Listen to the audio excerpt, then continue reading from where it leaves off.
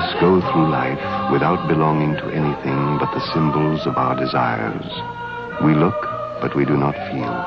We occupy, but we do not belong. To learn to feel is an opportunity found only in the waking years. It may never come again. To begin to feel a harmony with one's environment. Suddenly to find that you belong to that particular patch of earth on which you stand, and it to you. To feel America for the first time is an adventure beyond compare. To find a redwood forest shrouded in mist and know it stood before you were and will be standing when you are gone, and to think about that for a while.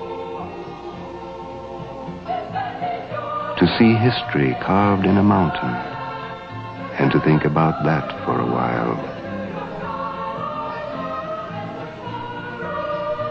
To see grain fields bending in the wind,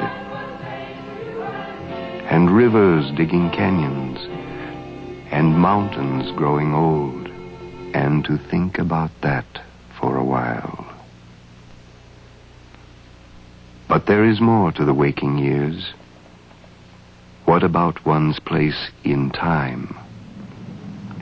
No one really invented musical instruments. They just evolved. The great-grandfather of this instrument was the hunter's bow. And from that evolved the lyre that King David of the Bible played. The lute was already 2,000 years old when Nero fiddled while Rome burned. And although music is an alive and dynamic thing, its function as a sort of mirror for the human spirit has been constant through the ages. If you want to know what someone a long time ago did or said, you can read a history book. And if you want to know what they thought, you read their literature. But if you want to know what they felt, then listen to their music. And as you listen, as you travel on the wings of music to other times and other places, you will find that the ancient dreams and fears and hopes and joys of men are not distant and not forgotten, but alive. Alive in what Longfellow called that timeless, universal language of mankind. The time of our lives is merely a winking of history's eye.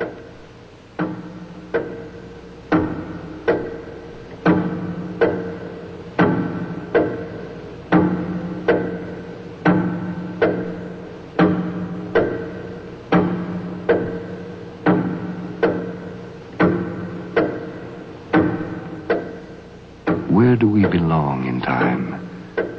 It is in the waking years that the young boy discovers he is a part of a great continuum, where only the ticking of a clock separates him from a million lives essentially the same as his own.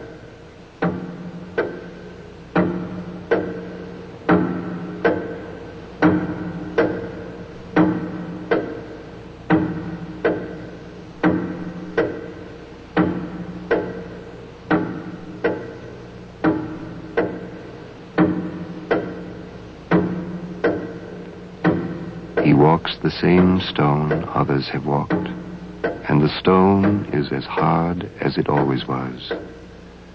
The air feels warm, the same wind blows, and a tight string struck sings the same sound it has always sung. Only the clock builds walls. The family of man has walked its way through endless passages of light and shadow, and across pastures of stone. And incredibly, it's the stone, not the feet of man, that is worn away. The human family endures. And suddenly, in the waking years, the young boy discovers he is a part of that endurance. Sometimes I feel like a motherless child. Sometimes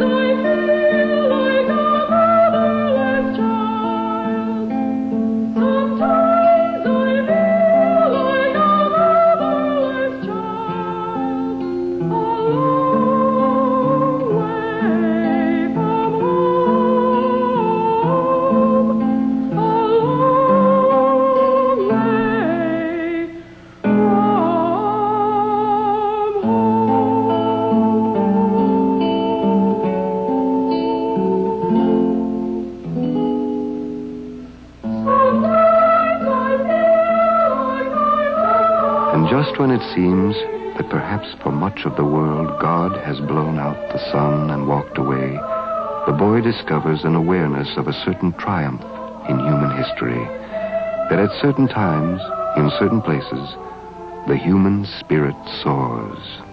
When the sun comes back and the first quail calls, follow the chicken Lord. For the omen is awaited for to carry you to freedom. Follow the chicken Lord. Follow the chicken Lord. And follow the chicken Lord. For the omen is awaited for to carry you to freedom. Follow the chicken Lord. Follow the chicken Lord. Follow the chicken Lord. For the omen is awaited for to carry. At certain times, in certain places, the human spirit soars. And one of those times, and one of those places, is the human experience called America. Left foot, traveling on.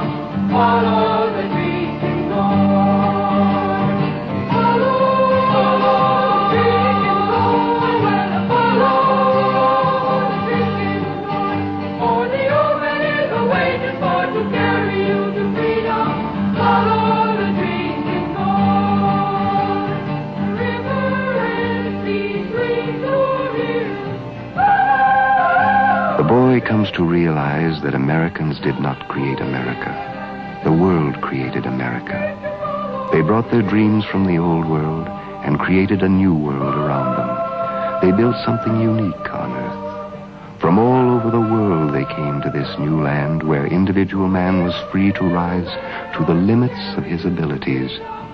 And so the boy discovers in the waking years that he is a part of the dream of all men. And so to protect and cherish this idea we call America is not a selfish thing, nor should it be. It is a trust he shares with all men, everywhere, who would be free.